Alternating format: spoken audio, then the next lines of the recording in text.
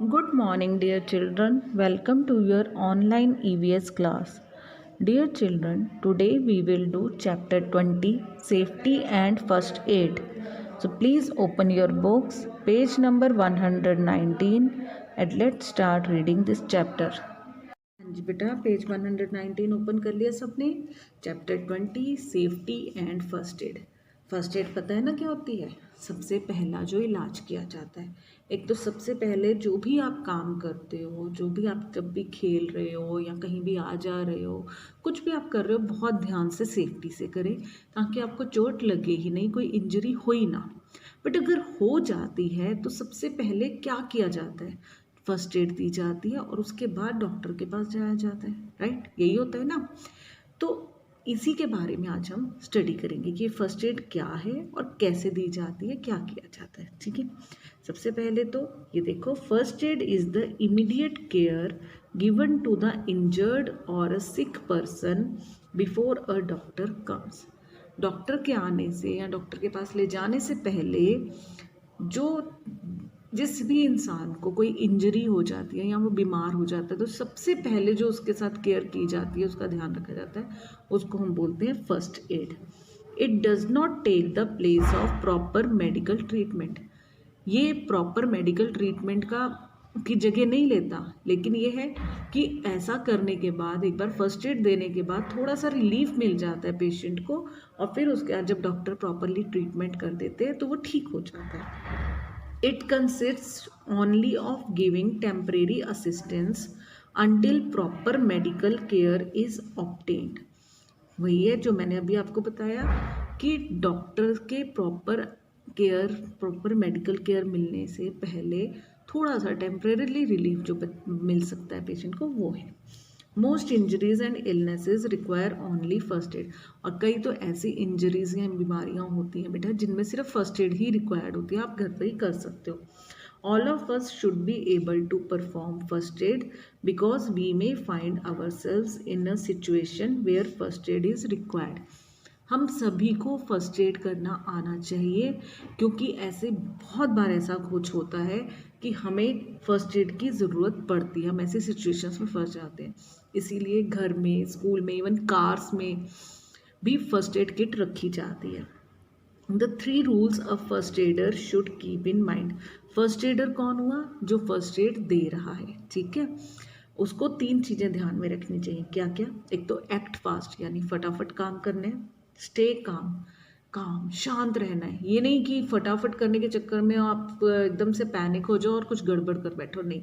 आपको बहुत काम रहने की जरूरत पड़ती है, आराम से आपने लेकिन तेज़ी से करना है। Try and arrange for a doctor as fast as possible. जितनी जल्दी हो सके उतनी जल्दी डॉक्टर का अरेंजमेंट भी करना है इफ़ रिक्वायर्ड। अगर तो ऐसी कोई चीज़ है जो फर्स्ट एड से ही ठीक हो जाएगी तो ठीक है, अगर ऐसा नहीं है तो जल्दी से जल्दी डॉक्टर का अरेंजमेंट करना है, चाहे डॉक्टर को बुलाना है, चाहे पेशेंट को वहाँ ले जाना है, जो भी ज़रूरत पड़े। ठीक है, let's read about specific first aid for some common emergencies and injuries. कुछ कॉमन एमरजेंसीज और इंजरीज जो हैं, जो जनरली लोगों को होती ही रहती है, हमारे साथ होता रहता है, उसके बारे में हम थोड़ा सा पढ़ते हैं बेटा।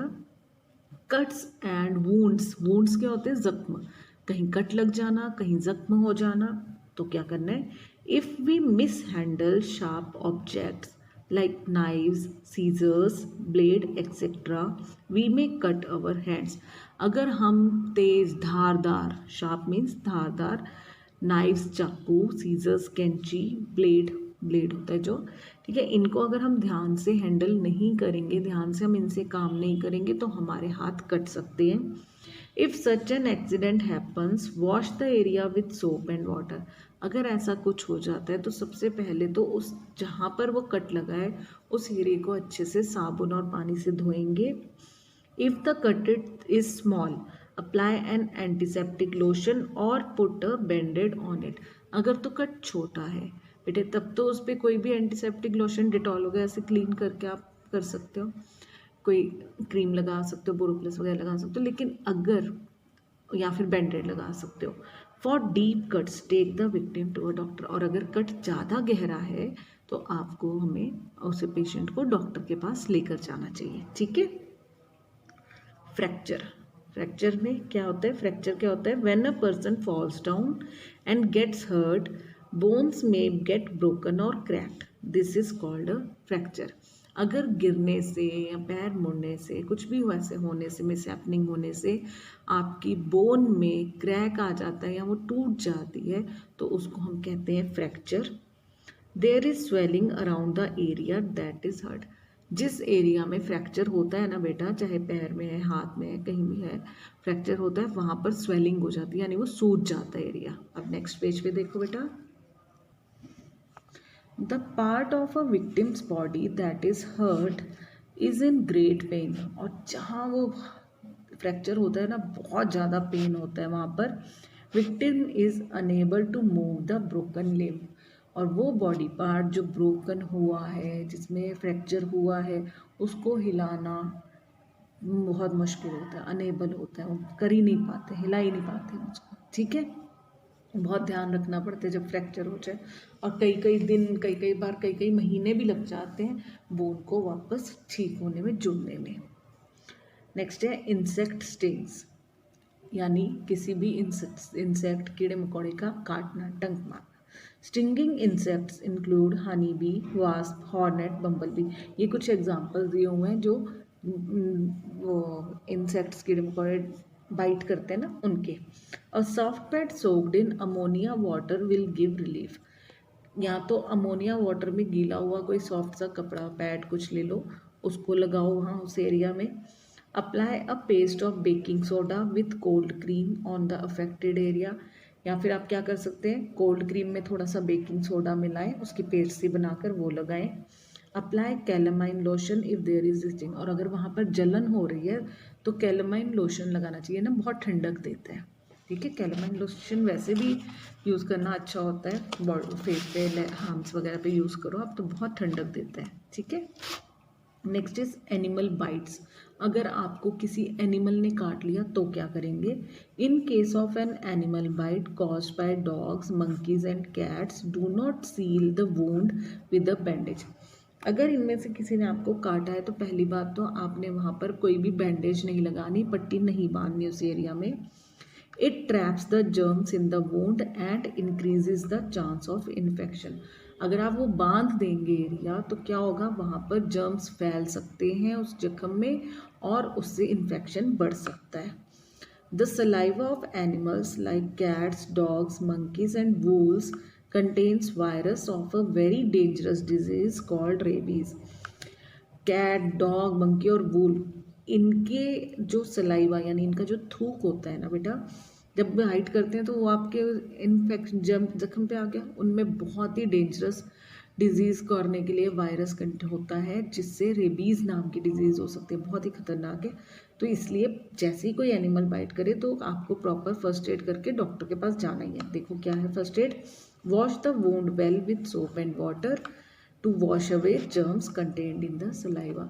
उस सलाइवा में जो वो जर्म्स, जो वो वायरस है ना, उसको रिमूव करने के लिए सबसे पहले तो उस जख्म को सोप और वाटर से अच्छे से वॉश कर दो, फिर take the victim to doctor immediately, और फिर एकदम से डॉक्टर के पास लेकर जाओ ताकि डॉक्टर उसका प्रॉपर ट्रीटमेंट कर सके। जो भी उस पर लगाना है वुंड पर वो लगाएं, जो भी इंजेक्शन लगाना है, मेडिसिन देनी है, वो सब हो सके, इसलिए जल्दी से जल्दी डॉक्टर के पास जाना चाहिए। ठीक है, नेक्स्ट है बर्न्स। बर्न्स क्या होता है, जलना। अगर घर में मम्मी का तो हाथ जलता ही रहता है ना, किचन में काम करते करते कभी ना कभी कुछ ना कुछ जलना वो तो है ही है, तो उनको भी ध्यान से काम तो करती है मम्मियाँ, बट फिर भी कभी कभी हो जाता है। तो ऐसे केसेस में कभी कभी बर्न हो जाए तो क्या करना है, देखो। Burns can be caused by boiling liquids, steam, fire, chemicals etcetera इनके। ठीक है, बर्न कैसे हो सकते हैं, किसी भी उबलते हुए लिक्विड से हो सकता है, पानी से हो गया, गर्म पानी है, गर्म दूध है, ऊपर गिर गया आपके, या खाना बनाते हुए आपका गर्म बर्तन पे भी हाथ लग जाता है समटाइम, या कहीं आपका वैसे ही आग में हाथ लग गया, या कोई केमिकल आपके ऊपर गिर गया तो उससे जल जाती है आपकी body. In case of Burns, अगर ऐसा कुछ बर्न हो गया है तो आप क्या करेंगे, dip the affected area in cold water. तो जहाँ पर भी ये कुछ हुआ है ना बेटा, पहले तो उसको कोल्ड वाटर में डिप करो ताकि जलन कम हो जाए। Cover the burn with the clean cloth, फिर उसको साफ कपड़े से कवर कर दो। लूजन the clothes before blisters occur. Blister होते हैं छाले, ठीक है। जहाँ जब भी कभी हमारा कोई बॉडी पार्ट जलता है तो वहाँ छाले बन जाते हैं ना, तो वो छाले ना बने उसके लिए कपड़ों को ना फटाफट लूज कर दिया जाता है। Apply ice pack over the burn area. Cold water में डालने से कई बार आराम नहीं मिलता, तो आइस पैक, आइस लगाओ।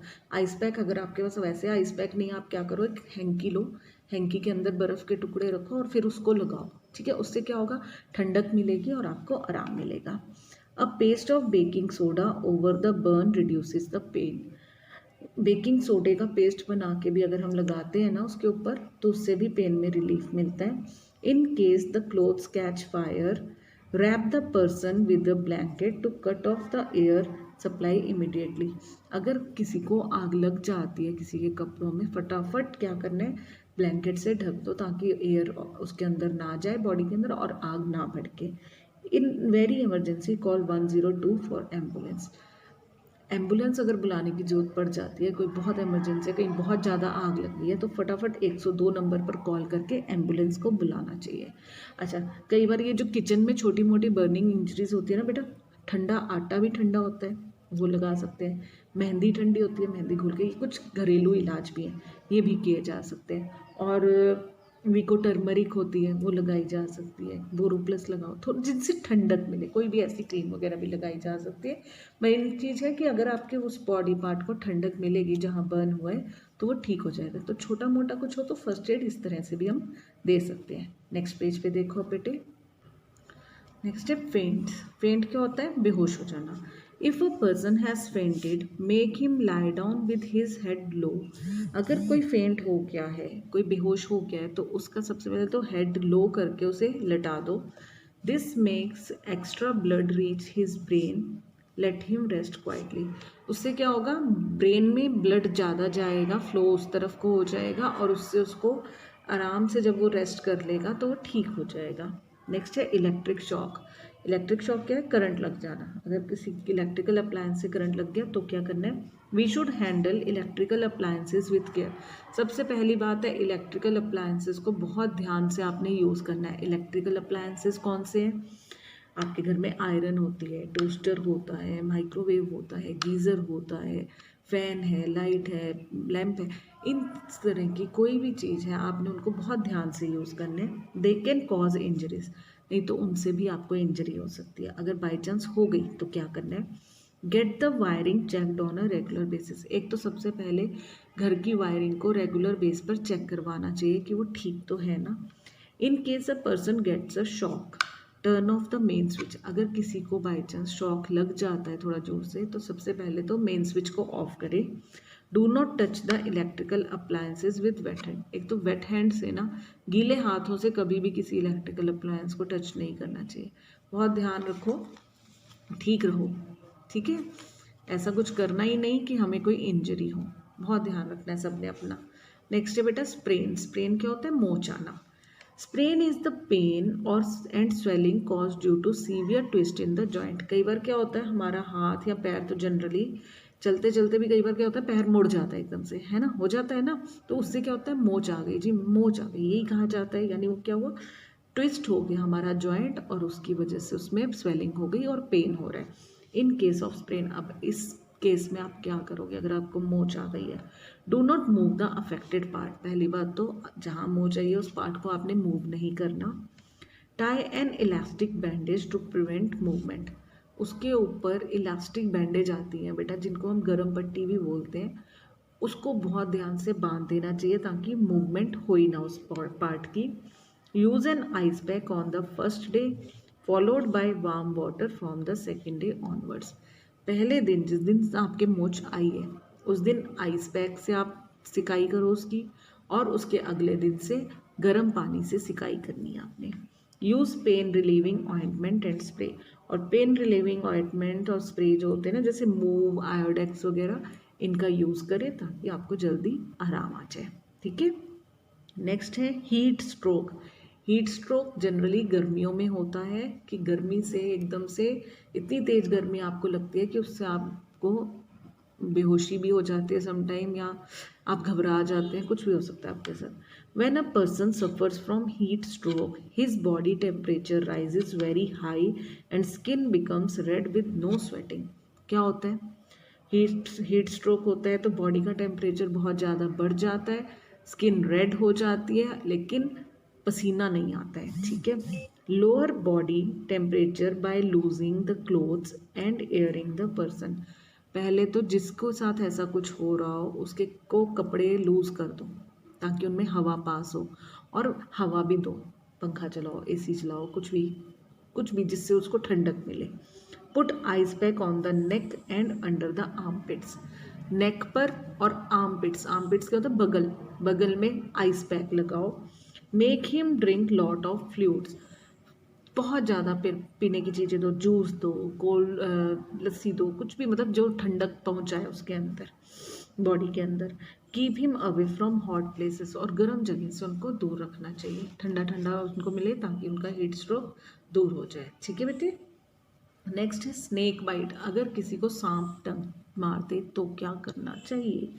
When a poisonous snake like cobra or crate bites someone, the poison spreads through the blood.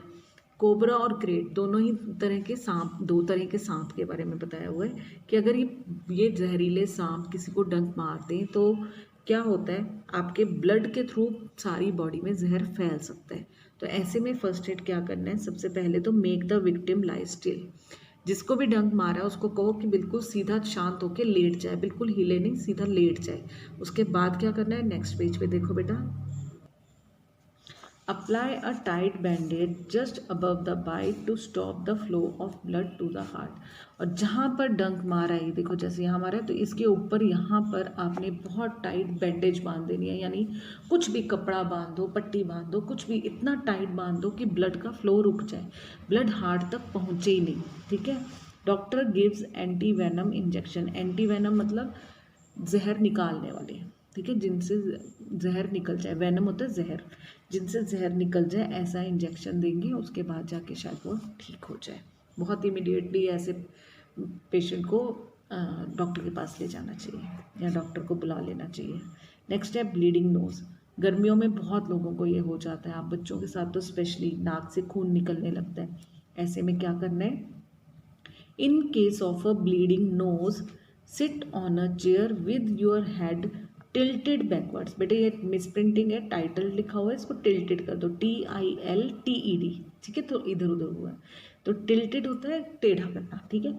अगर नाक से खून निकल रहा हो तो पहले तो चेयर पे बैठो और हेड को टेढ़ा कर दो पीछे की तरफ, ठीक है, पीछे की तरफ झुका दो, टेढ़ा कर दो। Hold your nose with your fingers to prevent bleeding. नाक को अपनी फिंगर से रोक पकड़ लो ताकि ब्लीडिंग ना हो, वो रुक जाए। You can keep an ice pack over your nose. नाक पर आइस पैक भी रखा जाए तो भी ब्लीडिंग रुक जाती है, ठीक है। नेक्स्ट है ब्लीडिंग फ्रॉम माउथ। अगर मुंह से खून निकलने लगे फिर क्या करना है बेटा? For bleeding from mouth, make the person sit with the head tilted to the sides from which the blood is flowing. अगर मुंह से खून निकल रहा है तो पर्सन को बिठा दो और उसका हेड उसी तरफ को, उसी साइड को टिल्ट कर दो, टेढ़ा कर दो, झुका दो जिधर से ब्लड निकल रहा है। Call the doctor immediately. और फटाफट डॉक्टर को बुला लो, यहाँ काम डॉक्टर का ही है, ठीक है। नेक्स्ट है आई इंजरी। आँख में अगर चोट लग जाए। Eye injury may be caused by entry of a foreign object like dust or small insect in the eye by a cut or by a blow. Eye injury कैसे हो सकती है? किसी भी फॉरेन ऑब्जेक्ट के आँख में जाने से, ठीक है। फॉरेन ऑब्जेक्ट मतलब कोई भी बाहर की चीज़, डस्ट पार्टिकल चला गया, कोई इंसेक्ट, कई बार मच्छर भी चला जाता है हमारी आँख में, कोई कट लग गया है या कोई हवा से कुछ आ गया एकदम से आँख में, उससे हो जाती है।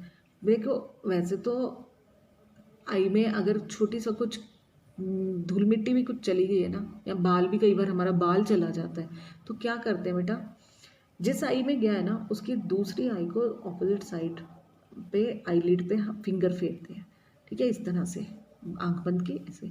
जब दूसरी आंख पे आप ऐसे फेरते हो ना तो उधर दूसरी जिस आंख में वो बाल गया ना वो भी साइड की तरफ आ जाएगा और फिर उसे बहुत ध्यान से साफ कपड़े से निकाल देते हैं, ठीक है। अब कुछ ज़्यादा कुछ हो गया तो जल्दी से डॉक्टर को दिखाइएगा। नेक्स्ट है डिहाइड्रेशन। डिहाइड्रेशन क्या होता है? Dehydration results due to the loss of salt and water from the body. जब हमारी बॉडी से बहुत ज़्यादा सॉल्ट और पानी निकल जाता है, उसकी कमी हो जाती है, गर्मियों में जनरली होता है, या लूज मोशंस वगैरह हो जाए तब होता है, तो वो हो जाती है डिहाइड्रेशन, बोलते हैं उसको। Give the dehydrated person ORS। जिसको भी डिहाइड्रेशन हुआ है उसे ORS दो। ORS क्या होता है? ओरल रीहाइड्रेशन सॉल्यूशन, यानी दोबारा से हाइड्रेट करने का सॉल्यूशन। ये कैसे बनाया जाता है? प्रिपरेशन देखो इसकी। It stands for oral rehydration solution. सबसे पहले तो इसकी फुल फॉर्म है ओरल रिहाइड्रेशन सॉल्यूशन, ठीक है। Packets of ORS are available at chemist shops and health centres. ORS के पैकेट बेटा केमिस्ट शॉप से और हेल्थ सेंटर से आराम से मिल जाते हैं। They can also be prepared at home, और हम घर पर भी बना सकते हैं। It is given to the patient who suffers from dehydration. और ये किसको दिया जाता है? जिसको भी डिहाइड्रेशन हो रही है उस पेशेंट को। घर पे कैसे बनाएंगे? ORS can be prepared at home by mixing 1/4 teaspoon of salt, 1/4 teaspoon salt डालिए, 3 टीस्पून शुगर डालेंगे और 2-3 स्पून लेमन जूस डालेंगे इन अ ग्लास ऑफ वाटर, ठीक है। सिर्फ नमक और चीनी का भी घोल बना लो ना, चुटकी भर नमक और 1 चम्मच चीनी डाल के भी 1 गिलास पानी बना के वो भी पियो, उससे भी आराम मिल जाता है, ठीक है। तो इस तरीके से आप ORS घर पे बनाकर भी ले सकते हैं। तो ये बच्चे होमवर्क है अब आपका, इस लेसन को अच्छे से रीड करना है आपने। I will see you in the next class. Till then take care, have a nice day.